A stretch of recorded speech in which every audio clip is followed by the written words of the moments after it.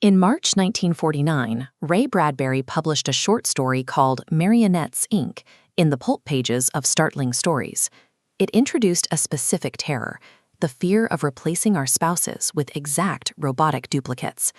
This is a textbook execution of cognitive estrangement. Bradbury takes a recognizable suburban reality and introduces one impossible alteration, flawless technological replication, to expose the cracks in the marital foundations we take for granted. Consider modern television. When an astronaut floating in deep space needs to manage his domestic life on Earth, he transports his consciousness into an artificial, indistinguishable physical proxy. The core anxiety remains identical. Tracking this narrative through its adaptations reveals an evolving 70-year record of society's drive to replace biological relationships with frictionless machines. We will trace the story's adaptation from 1950s sequential comics to Golden Age radio, through 1980s television, and finally modern streaming.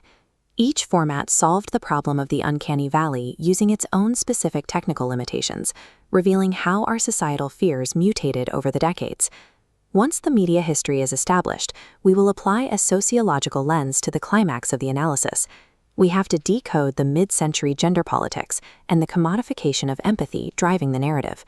This explains why humanity continues to try and out-engineer the unquantifiable labor of emotional connection. The first major translation of the text happened in 1953, adapted for the sequential art format of EC Comics. The publisher chose Jack Kamen as the primary illustrator for his background in sanitized romance stories. Kamen rendered the pristine American middle class, weaponizing the 1950s American dream aesthetic against the reader. His panels creates a sharp spatial dichotomy. The cheerful living room where the wife resides sits directly on top of the claustrophobic cellar underneath. Down in that dark basement sits a wooden crate holding the husband's exact robotic duplicate.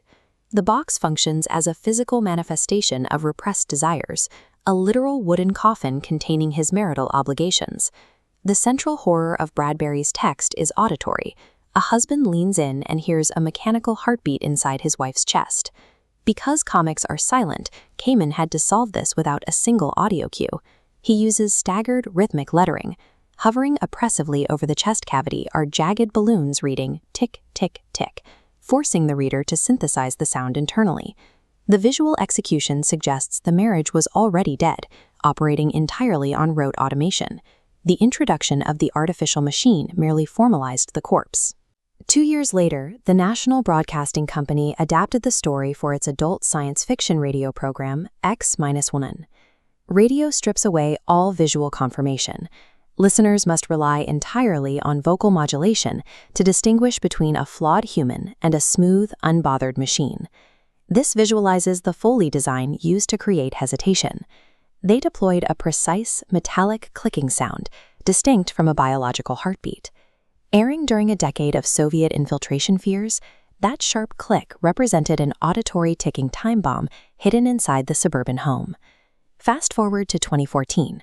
The BBC modernized the adaptation in their Dangerous Vision series, and they completely rebuilt the auditory metaphor.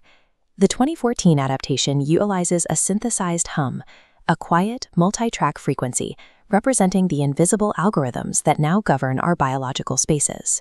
The auditory shift reflects a transition from the fear of physical infiltration to the reality of seamless technological integration. Live-action film and television present a distinct hurdle. They require real actors to physically signify the difference between human and machine.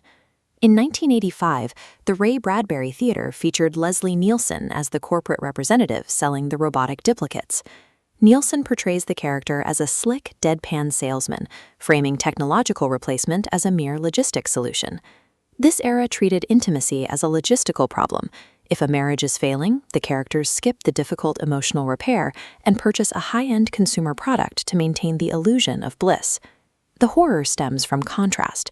The camera emphasizes the unnatural stillness of the pristine physical machine against the nervous energy of the biological human.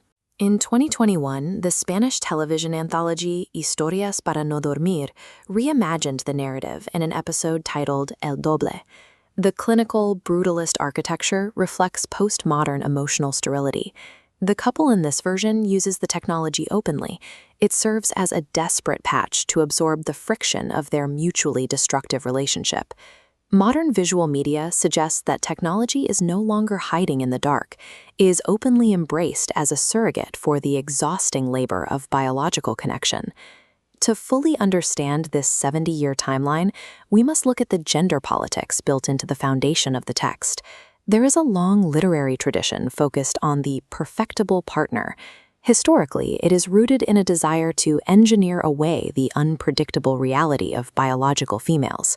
You can trace this to E.T.A. Hoffmann's 1816 novella, where a man falls in love with Olympia, an obedient automaton.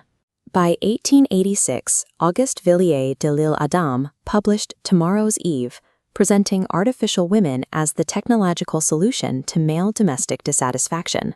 Bradbury inverts this history. In his narrative, the husband does not build an artificial woman to dominate, he duplicates himself. He outsources his physical presence to escape his marriage, seeking the exotic freedom of Rio de Janeiro while avoiding the work of emotional repair.